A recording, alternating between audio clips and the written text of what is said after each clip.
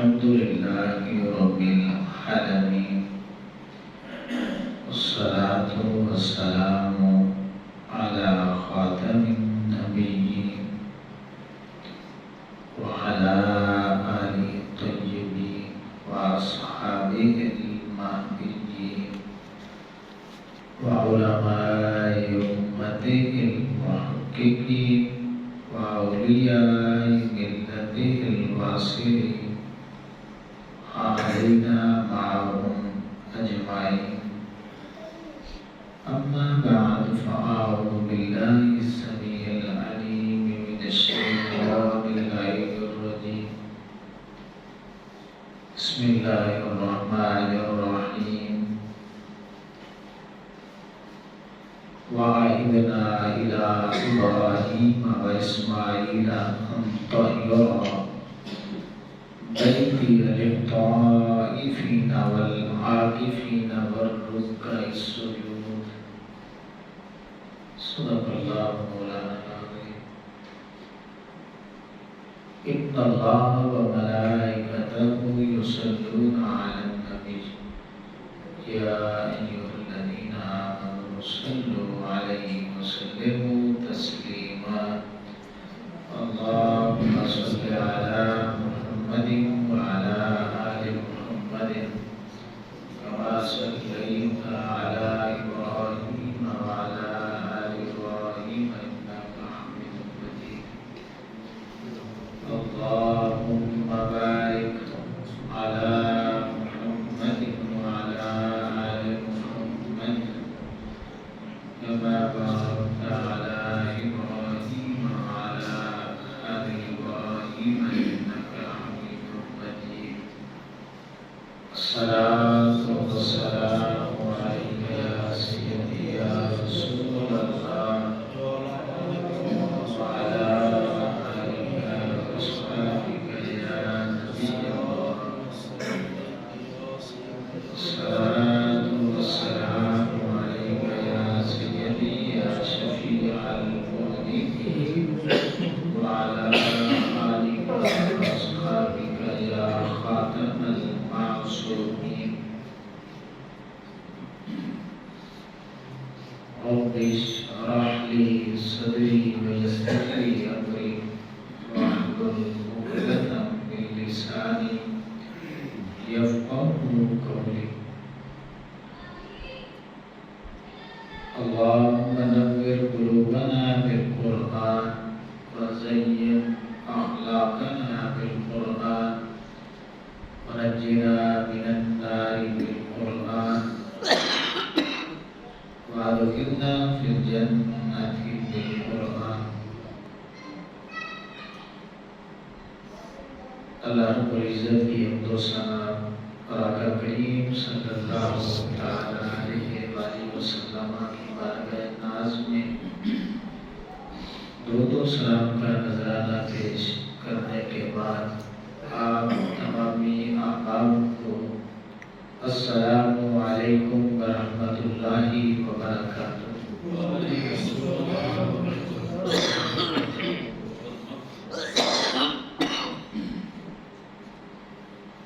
اللہ رب العزت کا کروڑا شکر ہے کہ جس نے ہمیں ایک بار پھر یہ ماہ مبارک کی برکت والی گھڑیاں نصیب کی. خوش نصیب اور خوش بخت ہیں وہ لوگ جو ان گھڑیوں کو ضائع نہیں کرتے بلکہ سچی اور پکی توبہ کر کے وہ اپنے مالک کو راضی کر لیتے ہیں اور پھر ساری زندگی اپنا رخ گناہوں سے موڑ کر اپنے مالک کی طرف کر لیتے ہیں. امام جعفر صادق رضی اللہ تعالیٰ عنہ کا ایک قول اس وقت میرے ذہن میں آ رہا ہے. بڑی پیاری بات ہے. آپ فرمایا کرتے تھے کہ رمضان المبارک کا مہینہ ہو اور کوئی مسلمان ہو کر کے وہ اپنے گناہوں کی سچی توبہ نہیں کرتا تو اس مہینے میں وہ اپنے مالک کو راضی نہیں کر پاتا. تو اگر اگلے رمضان سے پہلے وہ فوت ہو جاتا ہے تو آپ فرمایا کرتے تھے کہ اب اس کے پاس صرف ایک بخشش کا اور چانس ہے.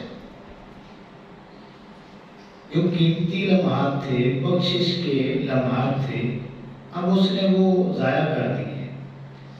آپ فرماتے تھے کہ ایک اور چانس موجود ہے، اور وہ چانس یہ ہے کہ اب وہ مکہ مدینہ کا رخ کرے اور میدان عرفات میں جائے، جہاں پہ حضرت آدم علیہ السلام نے اللہ رب العزت کی بارگاہ میں آہوزاری پیش کی اور مالک نے ان کی توبہ کو قبول فرمایا. اب وہاں چلا جائے، اپنے باپ کی اس سنت پر عمل کرے، ممکن ہے اللہ رب العزت اس کی بخشش کر دے. اللہ اکبر. تو آپ دعا مانگا کرتے تھے کہ اے اللہ، یہ ماہ مبارک میرا آخری زندگی کا آخری ماہ مبارک نہ بنانا، مجھے ایک اور موقع عطا کرنا کہ میں اگلا رمضان المبارک بھی دیکھ سکوں. کتنی خوبصورت دعا ہے.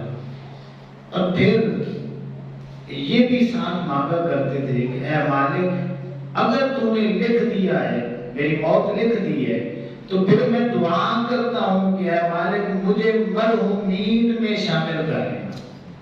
مرحومین سے مراد وہ لوگ جن پر تو نے رحمت کر دی ہے. اے مالک ان رحمت یافتہ لوگوں میں میرا شمار کر لینا. اے اللہ، یہ دعا ہم اپنے حق میں اور ہر مسلمان کے حق میں مانگتے ہیں. اے مالک قبول فرما لے. اللہ اکبر. امام الانبیاء صلی اللہ علیہ وسلم کے غلاموں، جیسا کہ آپ کو معلوم ہے کہ یہ تیسرا جمعۃ المبارک ہے اور بڑی تیزی کے ساتھ یہ مہمان اپنی منزل کی طرف رواں دواں ہے. موضوعات اتنے موضوعات ہیں اور گھڑیاں جو ہیں وہ ہمارے پاس انتہائی قلیل ہیں. اب یہ اعتکاف کے حوالے سے پچھلے سال بھی ہمارا یہ مضمون رہ گیا تھا، تو میں نے سوچا کہ یہ اعتکاف کے حوالے سے بھی بات ہونی چاہیے. اس میں انشاءاللہ لیلۃ القدر کے حوالے سے بھی اور پھر یہ صدقہ فطر کے حوالے سے بھی بات ہوگی. ضمناً ارکان اسلام اور روزے کے حوالے سے بھی بات ہوگی. تو جو باتیں قرآنی آیت میں اور احادیث مبارکہ میں آتی چلی جائیں گی، میں وہ آپ کے سامنے رکھتا چلا جاؤں گا. میں دعا کرتا ہوں کہ اللہ رب العزت مجھے حق بیان کر کے سنا کے ہم سبھی کو عمل کی توفیق عطا فرمائے.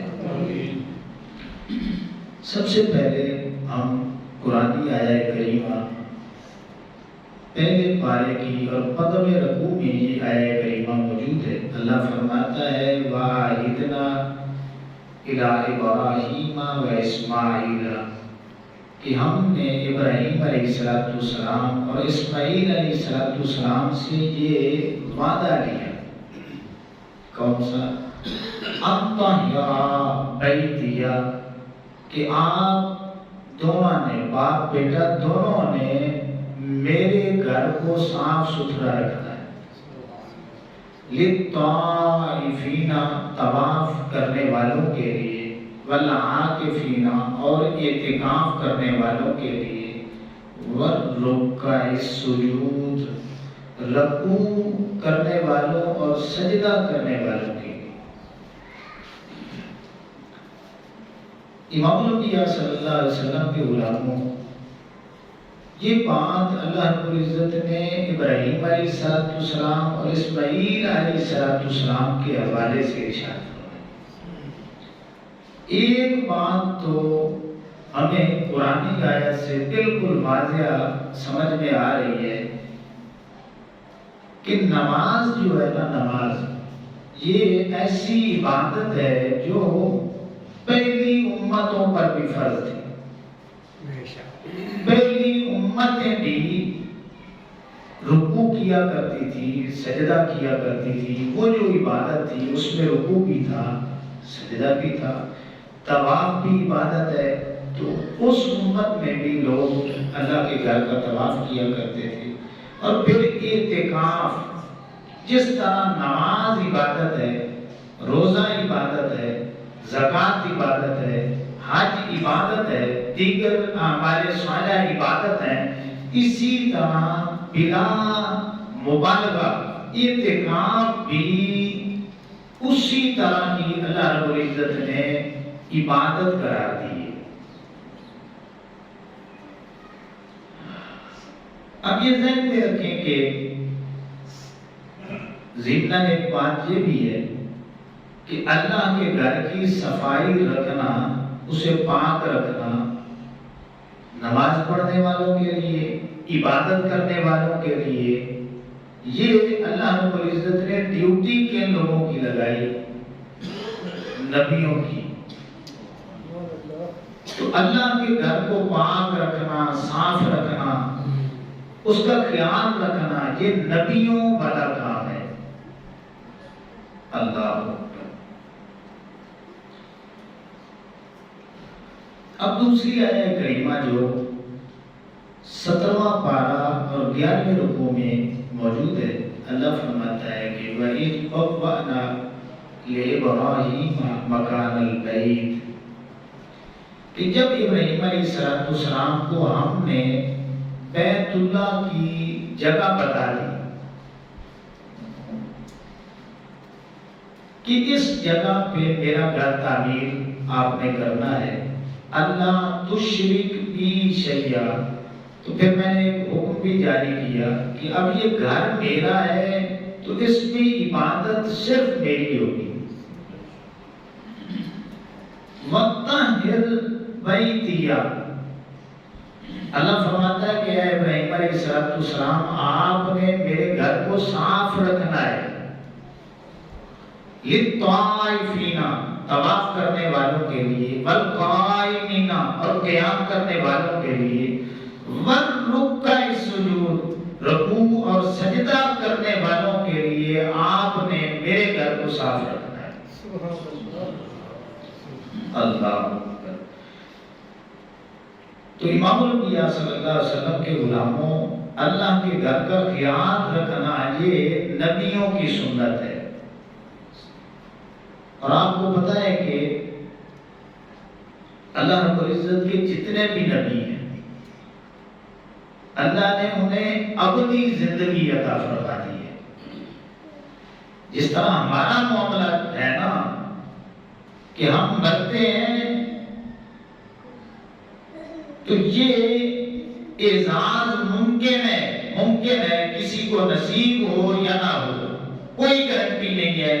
لیکن اللہ رب العزت نے یہ گارنٹی قرآن میں بھی آتا ہے، سارے نبیوں کو عطا کی ہے کہ اللہ کے جتنے بھی نبی ہیں، آدم علیہ السلام سے لے کر کے ہمارے آقا کریم علیہ السلام تک، اس دنیا سے جب چلے بھی جاتے ہیں، اللہ رب العزت اس دنیا کی زندگی سے ہزاروں کروڑوں گنا زیادہ اعلیٰ زندگی اللہ رب العزت اپنے نبیوں کو عطا فرما دیتا ہے. ہم قبر میں گئے تو کوئی گارنٹی نہیں ہے کہ ہمارا وجود سلامت رہے گا یا نہیں رہے گا. لیکن قرآن میں موجود ہے، قرآن میں 22واں پارہ میں حضرت سلیمان علیہ السلام کا واقعہ پورا موجود ہے. حدیث مبارکہ بھری پڑی ہیں، حدیث کی کتابیں، کہ اس دنیا سے چلے جانے کے بعد بھی اللہ رب العزت اپنے نبیوں کے جسموں کو قبروں میں بھی سلامت رکھتا ہے. قبروں میں ان کے وجود سلامت رہتے ہیں. میں اللہ کے گھر میں بیٹھا ہوں، اللہ کی عزت کی قسم ہے، اور وجود تو بڑی شان والا ہے. ان کے جو کفن ہوتا ہے، کفن وہ بھی میلا نہیں ہوتا اور مٹی اس کو بھی مس نہیں کرتی. کھانا تو بڑی دور کی بات ہے. یہ اللہ کے نبیوں کے متعلق قرآن کی روشنی۔ اللہ اکبر۔ اب رہی بات کہ کیا یہ عظمت جو ہے اور بھی لوگ ہیں جن کو نصیب ہوتی ہے، تو جب دیگر احادیث مبارکہ کا مطالعہ کرتے ہیں تو ہمیں کچھ اور لوگوں کے متعلق بھی احادیث مبارکہ میں ملتا ہے۔ وہ کون ہے؟ جو شہید ہیں، جو واقعی اللہ کی راہ میں شہید ہوئے۔ آپ نے کتنے واقعے پڑھے ہوں گے، سنے ہوں گے، اور آج میڈیا دور ہے، آپ نے دیکھے ہوں گے کہ ہزاروں سال بعد آپ نے قبر کو دیکھا، اس میں جو شہید ہو چکا تھا اس کا وجود ابھی تک سلامت ہے۔ اللہ۔ ایک صحابی حضرت زہیر بن کین رضی اللہ تعالیٰ آقا کریم علیہ السلام کے بڑے محبت کرنے والے یہ صحابی تھے۔ صدیاں گزر گئیں، آپ شہید ہو گئے تھے جنگ میں، تو یہ کچھ عرصہ پہلے ان کی قبر کسی وجہ سے کھودنی پڑ گئی، قبر کشائی کی گئی، تو وہ آج بھی میڈیا پہ موجود ہے کہ ان کا پورے کا پورا وجود آج بھی سلامت ہے۔ اللہ اکبر۔ یہ باتیں بتا رہی ہیں کہ اللہ رب العزت جو لوگ واقعی اللہ کے لیے زندگی گزارتے ہیں اور اپنی زندگی کا ایک ایک لمحہ اللہ کے نبیوں کی اتباع میں گزارتے ہیں، آقا کریم علیہ السلام کی سنتوں میں گزارتے ہیں، اللہ رب العزت ان کی اس پیروی کو اس انداز میں قبول فرماتا ہے کہ وہ اس دنیا سے چلے بھی جائیں تو مالک ان کے جسموں کو، ان کے وجود کو سلامت رکھتا ہے۔ آگے چلیں، اولیاء جو واقعی اللہ کے ولی ہیں۔ اب اللہ کے ولی کون ہیں؟ الذین آمنوا وکانوا یتقون۔ بس دو ہی علامتیں ہیں، جو آقا کریم علیہ السلام سے ٹوٹ کے محبت کرتے ہیں، پنجابی میں کہہ رہا ہوں اننے وہاں محبت کرتے ہیں، اور پھر ساری زندگی آقا کریم علیہ السلام کی اتباع میں گزار دیتے ہیں۔ اللہ ان سے اس درجے میں پیار کرتا ہے تو اس دنیا سے چلے بھی جائیں تو ان کے اعزاز میں اللہ رب العزت مٹی کو حکم دے دیتا ہے کہ ان کے جسموں کو کھانا بھی نہیں ہے، چھونا بھی نہیں ہے۔ تو شہداء کے جسم اللہ رب العزت اعزاز کے طور پہ سلامت رکھتا ہے، اور اولیاء کے وجود بھی اللہ رب العزت سلامت رکھتا ہے۔ اور پھر علماء ربانیین، کچھ علماء ہوتے ہیں علماء سوء، جو امت میں شر پھیلاتے ہیں، امت کو لڑاتے ہیں، نہیں، وہ جن کو آقا کریم علیہ السلام کی امت کا درد ہے، اور پھر ساری دنیا ایک طرف ہو جائے اور وہ ایک طرف کھڑے ہوں اور صرف اللہ کے لیے کھڑے ہوں، آقا علیہ السلام کی شریعت کے لیے کھڑے ہوں، اپنی انا کی وجہ سے نہیں بلکہ آقا علیہ السلام کی شریعت کا حکم ہے، ان حکموں کے پیرا دینے پر پوری دنیا سے ٹکر لے لیں اور پھر اس دنیا سے چلے جائیں، ساری دنیا مخالف ہو لیکن ان کا نعرہ یہ ہو کہ بس میرا رب راضی ہو جائے، میرا سنا رسول راضی ہو جائے، تو ان علماء کے وجود بھی اس دنیا کے جانے کے بعد اللہ رب العزت ان کو سلامت رکھتا ہے۔ یہ بہت بڑی عزت والی بات ہے۔ اللہ آگے چلیں کہ جو باعمل حافظ قرآن ہوں گے، اب حدیث مبارکہ میں آتا ہے کہ جو حرام کو حرام سمجھیں گے، حلال کو حلال سمجھیں گے۔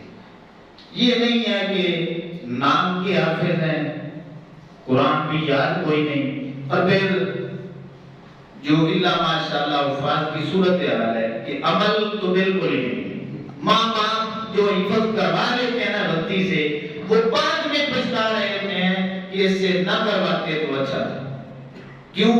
جب ہم کو یہ بتایا جاتا ہے کہ سیاستہ کی ایک حدیث پاک ہے کہ آقا کریم علیہ السلام نے فرمایا کہ میں نے جنت کی سیر کی، دوزخ کا میں نے معائنہ کیا۔ جنت میں نے جنتی لوگوں کو دیکھا، جہنم کا جب میں نے معائنہ کیا تو جہنمی لوگوں کو بھی میں نے دیکھا۔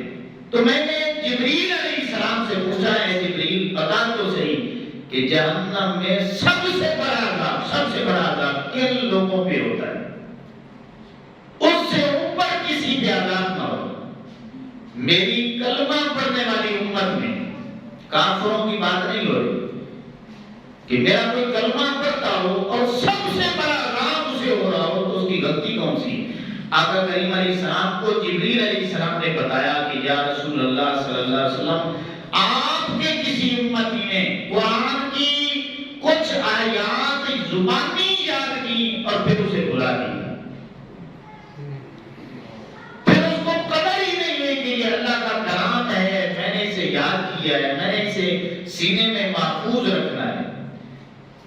تو ناقدری کرنے کی وجہ سے اللہ رب العزت کی ناراضگی اس پہ شدید ہوگی کہ جب تم نے کیا تھا تو مالک بھی خوش ہوا تھا، ماں باپ بھی خوش ہوئے تھے، اللہ نے بڑی کرم نوازیاں کی، بڑے رتبے عطا کیے، مالک نے تو وہ رتبے عطا کیے تھے لیکن اس نے ان رتبوں کا لحاظ ہی نہیں کرتا، وہ شانیں سنبھال کے ہی نہیں رکھی۔ اللہ فرماتا ہے کہ میں نے اتنی عزتیں دی اور اس نے خود اپنی عزتوں کو ضائع کر دیا۔ تو اس مالک کے جلال کی وجہ سے جہنم میں بے عمل حفاظ کو سب سے بڑا عذاب ہوتا ہے۔ انعام کتنا بڑا ہے اگر حافظ قرآن ہے، قرآن کو یاد کیا ہے اور پھر ساری زندگی اس نے قرآن پہ عمل کیا ہے، اللہ رب العزت پھر ایسے حفاظ کو بھی یہ شان عطا کرتا ہے کہ وہ اس دنیا سے چلے جاتے ہیں، قبروں میں جاتے ہیں، مالک ایک اعزاز دنیا سے جاتے ہوئے یہ بھی عطا فرماتا ہے کہ ان کے جسم قبروں میں سلامت ہوتے ہیں۔ اللہ اکبر۔ آپ امام الانبیاء صلی اللہ علیہ وسلم کے علماء، اللہ کے نبیوں کا سلسلہ تو آقا کریم علیہ السلام کی ختم نبوت کی وجہ سے بند ہو چکا ہے، یہ دروازہ بھی اللہ نے بند کر دیا۔ اب شہید جب تک شہید نہ ہو اس وقت تک پتہ نہیں چلتا، کیونکہ ہمارے یہاں کے ٹائٹل جو ہے نا ہر کسی کو دے دیا جاتا ہے۔ یہ ہر کسی شہید کی بات نہیں جسے میں نے سمجھا یا آپ نے سمجھا، یہ وہ شہید جو اللہ کے علم میں شہید ہے، ٹھیک ہے۔ ادھر تو جو صورتحال اللہ ماشاءاللہ بنی ہے کہ جو سیاسی لڑنے میں جاتا ہے اور ادھر فوت ہو جاتا ہے وہ بھی شہید بن جاتا ہے، یہ سیاسی شہیدوں کی بات نہیں ہے، یہ وہ شہید جو واقعی اللہ کی راہ میں شہید ہوتے ہیں۔ اللہ اولیاء وہ ولی جن کا تعارف قرآن نے کروایا، وہ علماء جن کا تعارف قرآن نے کروایا ہے، آقا کریم علیہ السلام نے کروایا ہے، اور وہ حفاظ جو قرآن مجید کو یاد بھی رکھتے ہیں پھر عمل بھی کرتے ہیں۔ اب ہر کسی کی جو ہے وہ نہ عالم ہوتا ہے، نہ حافظ ہوتا ہے، نہ شہید اور نہ ہی جو ہے، تو اب عام لوگوں کے لیے یہ پروٹوکول، یہ نظام کس طرح وہ حاصل کریں؟ احادیث مبارکہ میں آتا ہے کہ ایسے لوگ جو اللہ کے ڈر کی وجہ سے گناہ کو چھوڑ دیتے ہیں، ان کے پاس عہدہ ہے، کوئی منصب ہے، کوئی طاقت ہے، جب مالی طور پہ مضبوط ہے، نفس ان کا انہیں اکساتا ہے برائی کا اور انہیں موقع بھی مل جاتا ہے،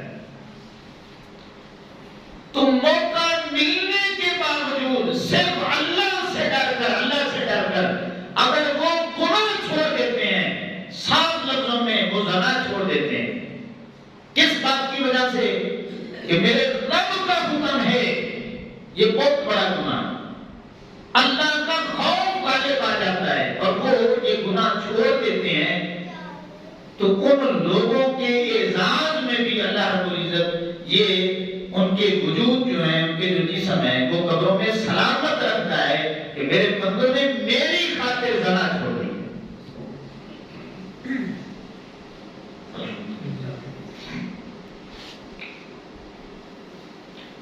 آگے امام الانبیاء صلی اللہ علیہ وسلم کے غلاموں،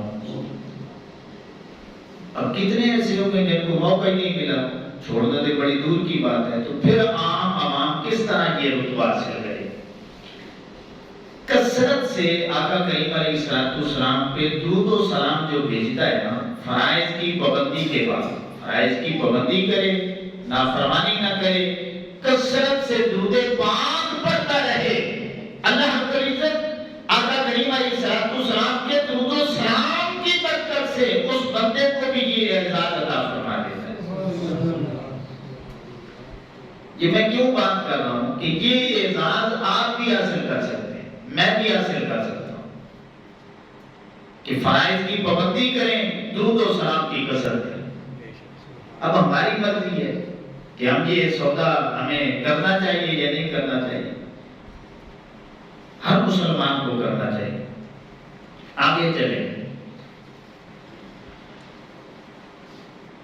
کہ جو لوگ مسجد کی صفائی کرتے ہیں، کیا مسجد کی صفائی، اور کوئی لالچ نہیں، صرف اللہ کے لیے کہ اللہ کا گھر ہے، اللہ کا حکم ہے، نبیوں کی سنت ہے، اور صرف اللہ کی رضا کے لیے وہ مسجد میں جھاڑو لگاتے رہتے ہیں، صفائی کرتے رہتے ہیں۔ اللہ کو اور آقا کریم علیہ السلام کو یہ عمل اتنا پسند ہے، اتنا پسند ہے کہ سیاستہ میں آتا ہے کہ ایک عورت مسجد نبوی کی صفائی کیا کرتی تھی، وہ جب فوت ہو جاتی ہے، آقا کریم علیہ السلام کسی سفر میں واپسی آتے ہیں، پوچھتے ہیں میرے صحابہ کرام وہ جو حبشی عورت تھی وہ کدھر چلی گئی ہے؟ صحابہ کرام بیان کرتے ہیں یا رسول اللہ وہ پیچھے فوت ہو گئی تھی، ہم نے اسے دفنا کے کفنا کے سارے معاملات کلیئر کر دیے ہیں، تو وہ تو اس دنیا سے چلی گئی۔ اب آقا کریم علیہ السلام اس کو اعزاز کتنا دیتے ہیں؟ فوت ہو چکی ہے، دفن ہو چکی ہے، آقا کریم علیہ السلام اس کی قبر پہ تشریف لے جاتے ہیں اور قبر پہ جنازہ پڑھتے ہیں، اور یہ حکم صادر فرماتے ہیں اے میرے صحابہ کرام، جب تک میں اس دنیا میں زندہ ہوں اور کوئی مدینے میں فوت ہو جائے، مجھے بتائے بغیر آپ نے اسے دفنانا ہی نہیں۔ اس عورت کی وجہ سے آقا علیہ السلام نے یہ جملے ارشاد فرمائے۔ اس سے پہلے صحابہ کرام دفنا دیا کرتے تھے، مسجد میں صفائی کرنے والی عورت کی وجہ سے آقا علیہ السلام نے فرما دیا کہ آج کے بعد کوئی بھی فوت ہو تو بتائے بغیر نہیں دفنانا۔ تو اس حدیث پاک میں آقا علیہ السلام نے وجہ بیان کی، حضور نے فرمایا اور تمہاری قبروں میں اندھیرا ہو سکتا ہے، جب میں اللہ کا معبود تمہاری قبروں کے اوپر جاؤں گا، اللہ رب العزت میری وجہ سے تمہاری قبروں کو نور و نلا دور کر دے۔ تو یہ اعزاز کس کو ملا؟ اس کو ملا جس نے مسجد کی صفائی کی۔ اللہ اکبر۔ تو امام الانبیاء صلی اللہ علیہ وسلم کے غلاموں، مسجد کی صفائی کا جب بھی موقع ملے، آپ جتنے بھی بیٹھے ہیں، آپ صفوں پہ بیٹھے ہیں، آپ کو بال نظر آ گئے، اسے اٹھائیں، جیب میں ڈالیں۔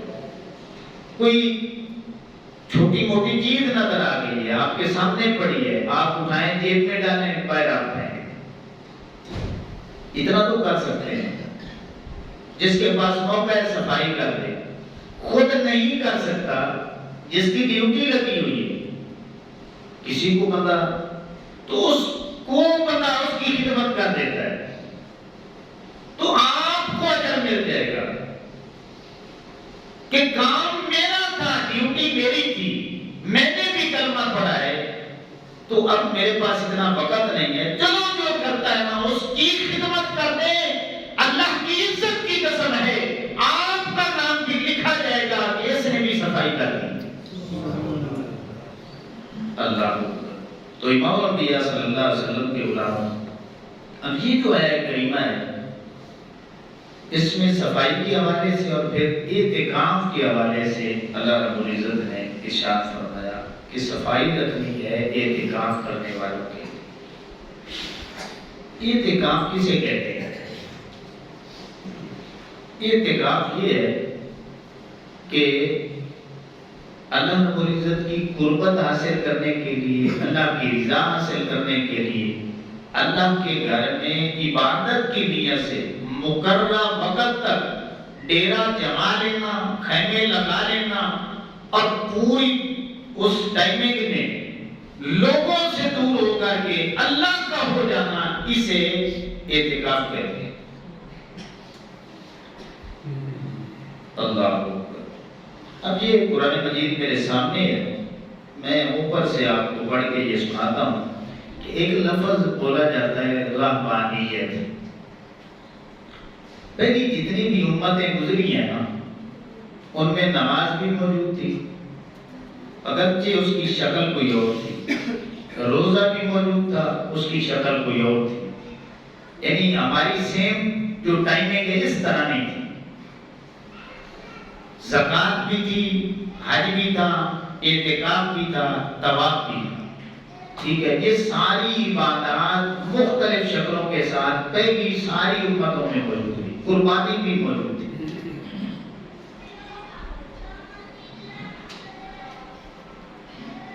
اب قرآن مجید کی آیہ کریمہ سنیں، اللہ فرماتا ہے کہ وَرَهْبَانِيَّةً ابْتَدَعُوهَا مَا كَتَبْنَاهَا عَلَيْهِمْ إِلَّا ابْتِغَاءَ رِضْوَانِ اللَّهِ فَمَا رَعَوْهَا حَقَّ رِعَایَتِهَا فَآتَيْنَا الَّذِينَ آمَنُوا مِنْهُمْ أَجْرَهُمْ وَكَثِيرٌ مِنْهُمْ فَاسِقُونَ۔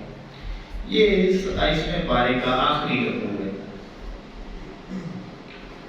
بڑی توجہ کے ساتھ یہ بات سننے والی ہے کہ اللہ رب العزت نے پہلے ابراہیم علیہ السلام کا، پھر موسیٰ علیہ السلام کا، عیسیٰ علیہ السلام کا ذکر پاک کر کے ان کی امتوں کے حوالے سے بات کی کہ جو ان اللہ کے نبیوں کے پیروکار تھے نا، دل میں نرمی آئی تو پھر انہوں نے کیا کیا کہ انہوں نے راہب بننا شروع کر دیا۔ راہب کیا مطلب کہ بیوی کو چھوڑ کے، بچوں کو چھوڑ کے انہوں نے جنگلوں کی طرف رخ کیا۔ نیت ان کی اچھی تھی کہ ہمیں اللہ کا قرب مل جائے، تو یہ بات انہوں نے دین میں اپنی طرف سے نکالی۔ اللہ فرمایا میں نے ان پہ رہبانیت کو فرض قرار نہیں دیا، انہوں نے اپنی طرف سے یہ طریقہ اختیار کیا۔ آگے اللہ فرماتا ہے ہم نے ان پر مقرر نہ کی تھی، ہاں انہوں نے اللہ کی رضا چاہنے کے لیے یہ کام کیا، یعنی اللہ ہی دستہ کیا ہے کہ ہماری نیت بڑی اعلیٰ ہے، بڑی سونی نیت ہے کہ اللہ کا قرب مل جائے۔ ہم نے رہبانیت کا حکم نہیں دیا۔ آگے اللہ فرماتا ہے پھر اسے وہ نبھا نہ سکے، یعنی خود ہی انہوں نے رہبانیت اختیار کی لیکن اکثریت جو تھی نا وہ اس پہ قائم نہ رہ سکی، اس کے نبھانے کا حق تھا تو اس طرح وہ حق نہ ادا کر سکے، تو ان کے ایمان والوں کو ہم نے ان کا ثواب عطا کیا، یعنی جن کی نیت ٹھیک تھی انہوں نے میرا قرب حاصل کیا، ہم نے ان کی نیکی ضائع نہیں کی۔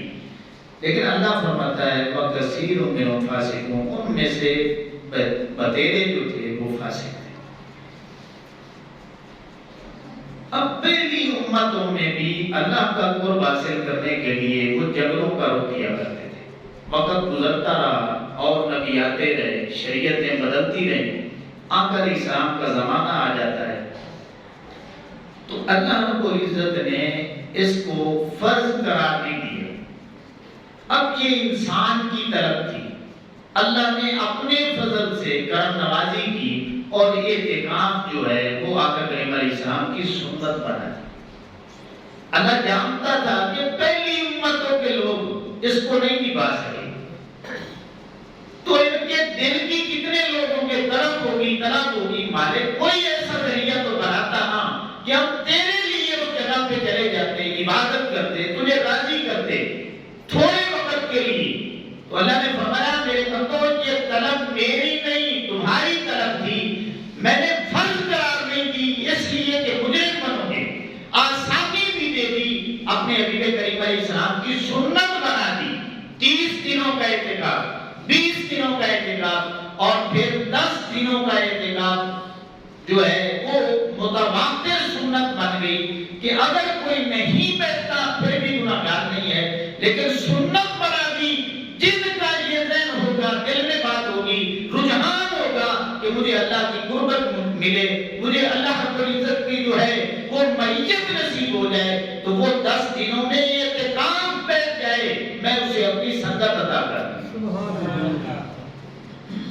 جو ہمارے دل کی بات تھی نا اندر کی، اللہ رب العزت نے وہ کرم نوازی کی. اب اگر تھوڑی سی آپ توجہ کریں نا، نماز عبادت ہے یا نہیں ہے؟ اللہ کی عبادت ہے.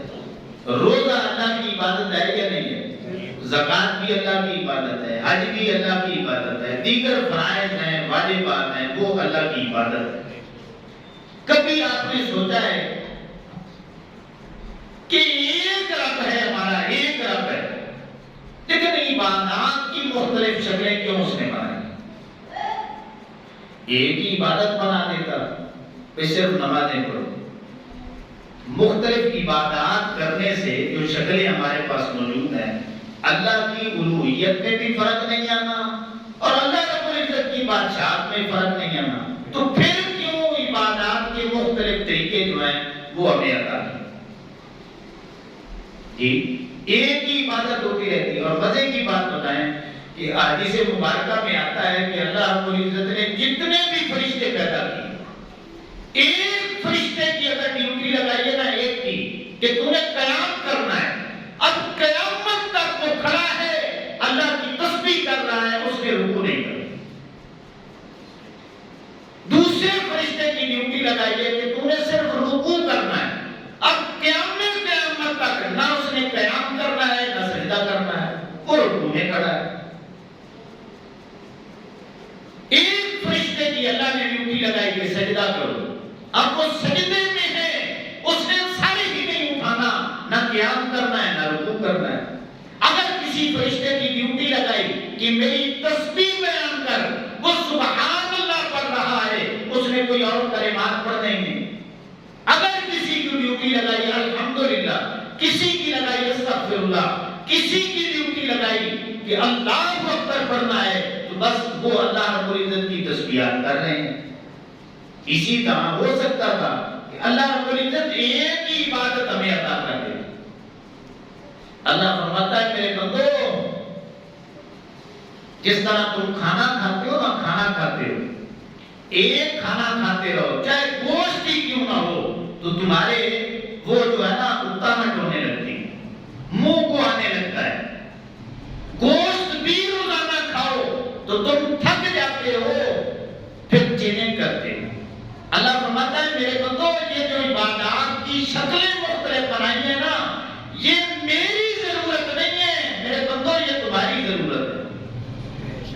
اسی لیے جتنی میں ضرورت سمجھتا تھا میرے بندو تمہاری کہ نماز کتنی ان کو دوں تو ان کو فائدہ ہوگا، تو میں نے اپنے اصلی علم سے جانا کہ ایک دن میں 5 وقت میری بارگاہ میں آ جائیں گے، تو یہ دنیاوی حوالے سے بھی دینی حوالے سے بھی ان کا فائدہ ہو جائے گا.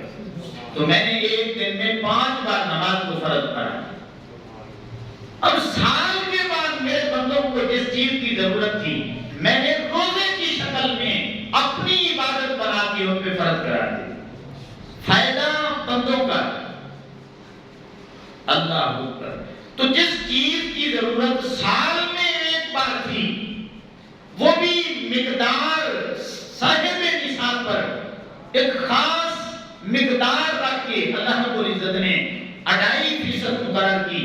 تو جتنی بندوں کو ضرورت تھی اللہ رب العزت نے اس حساب سے ان پہ اپنا یہ فریضہ مقرر کیا.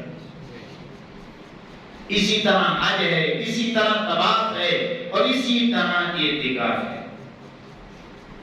اللہ اکبر. بعض اوقات بندہ دنیا میں رہ کے نا، آپ کے ساتھ بھی یہ ایکسپیرینس ہوا ہوگا کہ بعض اوقات بندہ دولت کما کے سب کچھ حاصل کر کے نا، اس کا دل دنیا سے اجاڑ ہو جاتا ہے. وہ سوچتا ہے کہ کہیں ایسی جگہ چلا جاؤں کہ وہاں پہ صرف میرا رب ہو اور میں ہوں، اور میں ساری باتیں دل کھول کے اپنے مالک سے کر سکوں۔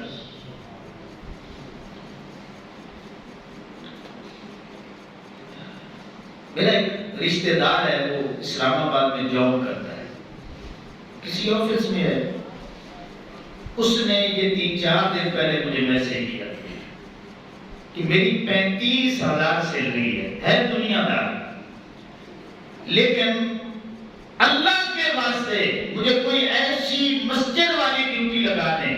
اس نے میسج میں لکھا کہ یار صرف صفائی ہی کرتا رہوں گا تو کیا ہی بات ہے، پیسوں کی کمی نہیں ہے، تنخواہ میری اچھی ہے، لیکن میں یہ چاہتا ہوں کہ میں دین پڑھوں، دین پہ عمل کروں، اپنے رب کو منا لوں۔ مجھے وہ کہنے لگا کہ صرف مسجد کی صفائی کا کام ہی مجھے لے کے دے۔ کیوں کہ سب کچھ حاصل کر کے بھی دنیا میں اللہ نے اس کو نہیں رکھا۔ الذین آمنوا وتطمئن قلوبهم بذکر اللہ، الا بذکر اللہ تطمئن القلوب۔ دلوں کو اطمینان ملنا ہے تو وہ اللہ نے اپنی بندگی میں رکھا ہے، اپنے ذکر میں رکھا ہے۔ اللہ اکبر۔ تو امام الانبیاء صلی اللہ علیہ وسلم کے غلاموں، یہ عبادات کی جو شکلیں ہیں، یہ اللہ رب العزت نے ہماری ضرورت کو پورا کیا ہے۔ اس لیے جتنے بھی آپ بیٹھے ہیں، میں گزارش کروں گا کہ ابھی سے آپ نیت کر لیں اعتکاف کم از کم یار زندگی میں ایک بار تو بیٹھ جائیں۔ اکثر مساجد میں بوڑھے لوگ جو ہے نا، اب بوڑھے لوگوں کا جذبہ ہے، وہ یہ قربانی دیتے ہیں۔ حالانکہ اگر تھوڑا سا پہلے ہم چلے جائیں 20 25 30 سال پہلے، تو بزرگوں سے بڑھ کر مساجد میں نوجوان ہوا کرتے تھے، اعتکاف بیٹھنے والا نوجوان طبقہ ہوتا تھا۔ آج پتہ نہیں کون سی نحوست تاری ہوئی ہے جس کی وجہ سے ان کا رخ مسجدوں کی طرف نہیں ہے، اللہ کے ذکر کی طرف نہیں ہے، بس سوشل میڈیا ہے اور پھر موبائلوں میں لگے۔ تو اس لیے امام الانبیاء صلی اللہ علیہ وسلم کے غلاموں، کیونکہ اگلا جمعہ جو ہے وہ پھر اعتکاف کے اندر آ جائے گا، تو آپ جتنے بھی بیٹھے ہیں، میں یہ گزارش کروں گا کہ پچھلی دفعہ بھی بڑا افسوس ہوا، مجھے بڑا ہی افسوس ہوا کہ صرف حاجی صاحب یا ایک نوجوان بات میں ایک بچہ بیٹھا ہے، تو حاجی صاحب بھی اکیلے بیٹھے ہیں۔ 10 دن کا اعتکاف اکیلے حاجی صاحب نے کیا ہے، تو ہمارے لیے جو ہے نا یہ لمحہ فکریہ ہے، اور میں نے ان کا شکریہ ادا کیا تھا کہ یہ اگر یہ بھی نہ بیٹھتے مسجد میں تو سبھی لوگوں نے گناہگار ہو جاتا تھا۔ تو جو ہماری ڈیوٹی تھی وہ بھی حاجی صاحب نے دی۔ تو اس لیے امام الانبیاء صلی اللہ علیہ وسلم کے غلاموں، نوجوان جتنے بھی ہیں، میں ان کو کہوں گا کہ آئے میدان میں بیٹھیں، یا اعتکاف کے بھی ایک دفعہ مزے ہیں۔ جتنا مزہ آپ کو اللہ کے ذکر میں آئے گا، اللہ کی بندگی میں آئے گا، تلاوت قرآن میں آئے گا، وہ مزہ آپ کو موبائل میں بھی نہیں ملے گا۔ وہ گانے سننے میں اتنا مزہ نہیں ہے جتنا تلاوت قرآن سننے میں مزہ ہے۔ آج ٹی ویوں پہ بیٹھے ہیں، باتیں کر رہے ہیں کہ موسیقی جو ہے یہ روح کی غذا ہے۔ لعنت ہو ایسے لوگوں پر، اور موسیقی روح کی غذا ہے، یہ قرآن پڑھے اللہ فرماتا ہے میرا ذکر روح کی غذا ہے۔ وہ اللہ کا ذکر مسلمان کی روح کی غذا ہے۔ انہوں نے گانوں کو روح کی غذا بنا دیا۔ پتہ نہیں کون سا انہوں نے کلمہ پڑھا ہے۔ گانوں کے متعلق حدیث پاک ہے، آقا کریم علیہ السلام نے فرمایا کہ گانے دلوں میں کھوٹ پیدا کرتے ہیں، منافقت پیدا کرتے ہیں۔ اور اللہ کا قرآن پڑھا جائے، وَإِذَا تُلِيَتْ عَلَيْهِمْ آيَاتُهُ زَادَتْهُمْ ایمانا، قرآن پڑھا جائے ایمان بڑھ جاتا ہے، گانے سنے جائیں تو دل کی بیماریاں بڑھ جاتی ہیں اور دلوں میں کھوٹ پیدا ہو جاتا ہے۔ جب سے امت نے قرآن سے رخ پھیرا ہے اور گانوں کی طرف گئے ہیں، تو آج ہر دل میں بگاڑ۔ تو اس لیے امام الانبیاء صلی اللہ علیہ وسلم کے غلاموں، آؤ اللہ کے طرف، دین کی طرف اگر سکون لینا ہے، قلبی سکون ملنا ہے تو وہ آپ کو اللہ کے گھر سے نصیب ہوگا، قرآن سے ملے گا، آقا کریم صلی اللہ علیہ وسلم کی سنتوں سے ملے گا۔ اللہ اکبر۔ تو اس لیے جتنے آپ نیت کریں وہ ہمیں پہلے بتائیں تاکہ ہم صورتحال ایسی بنا دیں کہ کچھ نہ کچھ پردے کا انتظام بھی ہو، اور جو ہے ان کے لیے پھر ہم انتظام کرنا ہمارے لیے آسان ہو جائے، جو چیزیں ان کی ریکوائرمنٹ ہیں، ضرورت ہیں، وہ تاکہ ہم انتظامیہ سے مشورہ کر کے ہم وہ چیزیں ادھر کوشش کر کے ان کو وہ ساری مہیا کریں۔ اللہ اکبر۔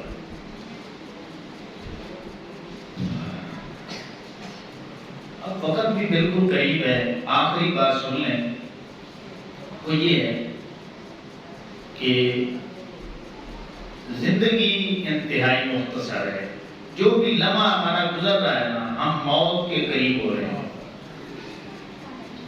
قرآن مجید جب ہم پڑھتے ہیں تو اللہ نے فرمایا وَأَنفِقُوا مِمَّا رَزَقْنَاكُمْ، کہ میرے بندو جو میں نے تمہیں رزق عطا کیا ہے نا، جو میں نے تمہیں عطا کیا ہے اس میں سے میری راہ میں خرچ کرو۔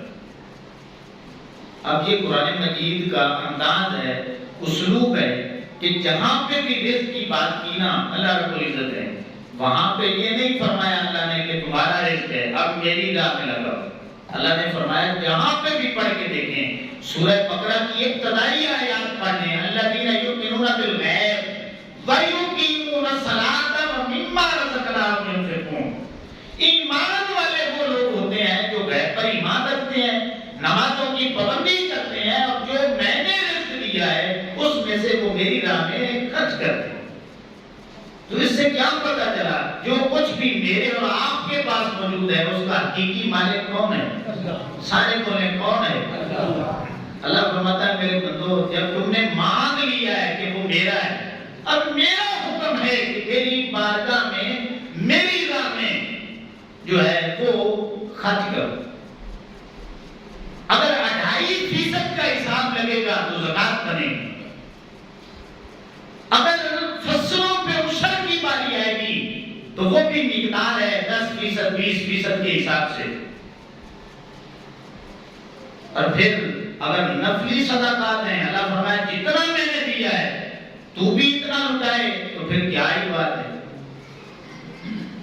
اب قرآن مجید پڑھیں، اللہ فرماتا ہے وَأَنفِقُوا مِمَّا رَزَقْنَاكُمْ، میرے بندو جو میں نے تمہیں رزق عطا کیا نا اس میں سے میری راہ میں خرچ کرو، مِن قَبْلِ أَن يَأْتِيَ أَحَدَكُمُ الْمَوْتُ، ایسے نہ ہو کہ تم میں سے کسی ایک کو موت آ جائے۔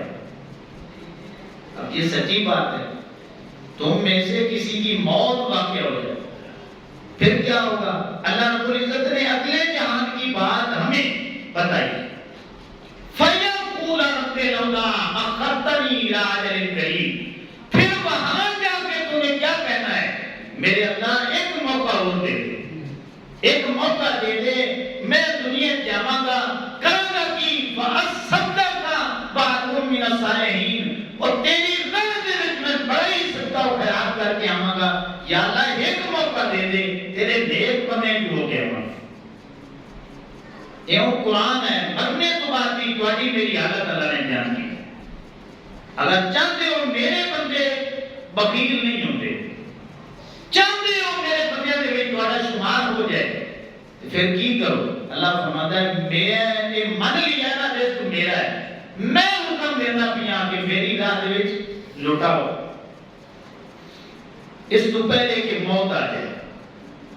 فَأَصَّدَّقَ، وہ کہتے ہیں مالک ہم صدقہ کر کے آئیں گے۔ اس میں تمام قسمیں صدقے کی شامل ہیں، یعنی بندہ وہاں جا کے کہتا ہے مالک یہ بھی مجھے پتا چل گیا کہ وہ مال تیرا ہے اور غلطی بھی کر کے آ گیا ہوں، اب ایک موقع دے۔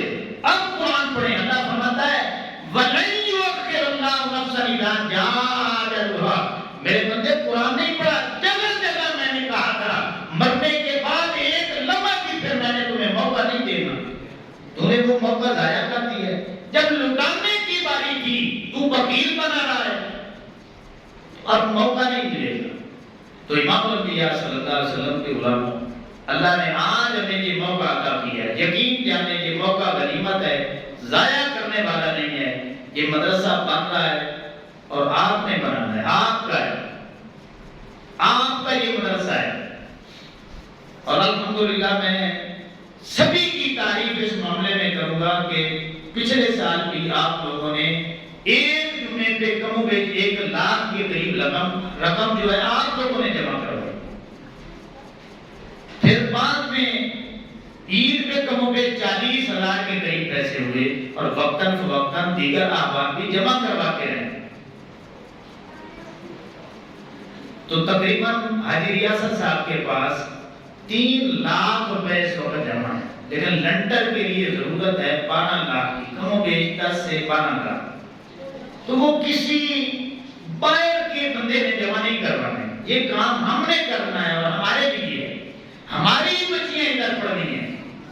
تو اس لیے امام الانبیاء صلی اللہ علیہ وسلم کے غلاموں، یہ رمضان المبارک میں ہم زکوٰۃ بھی نکالتے ہیں، صدقہ فطر بھی دینا جو ہے یہ واجب ہے، دیگر نفلی صدقات بھی ہیں، اور پھر ہر جو ہے نا مسلمان کا جذبہ بھی ہوتا ہے کہ میں زیادہ سے زیادہ کروں، کیوں کہ ایک دینا ہے، ایک کے بدلے 1 لاکھ اللہ نے عطا کرنا ہے، 1 لاکھ عطا کرنا ہے، اور اس میں جتنا اخلاص زیادہ ہوگا اس سے بھی بڑھ کر مالک عطا فرمائے۔ تو آپ تمامی آباد جو ہے نا مسجد کے لیے، مدرسے کے لیے جو ہے وہ آپ بڑھ چڑھ کے حصہ لیں، اور حاجی صاحب کی تو یہ خواہش ہے کہ یہ 1 ماہ سے پہلے جو ہے نا کام یہ مکمل ہونا چاہیے۔ تو اس لیے آپ ضرور تعاون کریں، اپنا حصہ جمع کرنا ہے، تاکہ بنا تاخیر جو ہے یہ کام ہمارا شروع ہو جائے اور پھر اختتام پذیر ہو جائے۔ یہ ترمذی شریف کی حدیث پاک ہے 2325 نمبر پہ، حضرت ابو کبشہ رضی اللہ تعالیٰ عنہ راوی ہیں، وہ کہتے ہیں کہ آقا کریم علیہ السلام کے پاس میں بیٹھا ہوا تھا، آقا کریم علیہ السلام نے ایک بات کی۔ کیا بات کی؟ اقسمو، آقا علیہ السلام نے اللہ کی قسم کھائی، اقسمو علیہن، کہ سارے سن لو میں اللہ کی قسم کھا کے یہ بات کرتا ہوں، اور اسے یاد کر لو، حدیثاً فاحفظوہ، وہ کہتے ہیں پھر میں نے اس بات کو یاد کر لی۔ اس کا مطلب یہ تھا کہ کوئی قیمتی بات حضور کرنے والے ہیں، میں نے یاد کیا۔ آقا علیہ السلام نے کیا فرمایا کہ ما ناقصا مال عبد من صدقۃ، میں اللہ کا رسول قسم کھا کے کہتا ہوں میرے غلاموں، اللہ کی راہ میں صدقہ دینے سے تمہارا مال کم نہیں ہونا۔ اللہ کے نبی گارنٹی دے رہے ہیں، آقا علیہ السلام نے قسم کھائی میرے غلاموں اللہ کی راہ میں لٹاؤ گے اللہ دنیا میں بھی زیادہ دے گا، آخرت میں بھی پھر اس کا اجر زیادہ ہوگا۔ اس لیے امام الانبیاء صلی اللہ علیہ وسلم کے غلاموں، اس موقع کو سارے غنیمت جانیں، سارے اپنی اپنی ہمت، طاقت اور بساط کے مطابق وہ بڑھ چڑھ کے حصہ جو ہے وہ لیں، تاکہ جلد از جلد یہ کام جو ہے یہ کمپلیٹ ہو جائے۔ میں دعا کرتا ہوں کہ اللہ رب العزت ہم سبھی کو جو باتیں ہم نے کی ان پر عمل کی توفیق عطا فرمائے۔ وما علینا الا البلاغ۔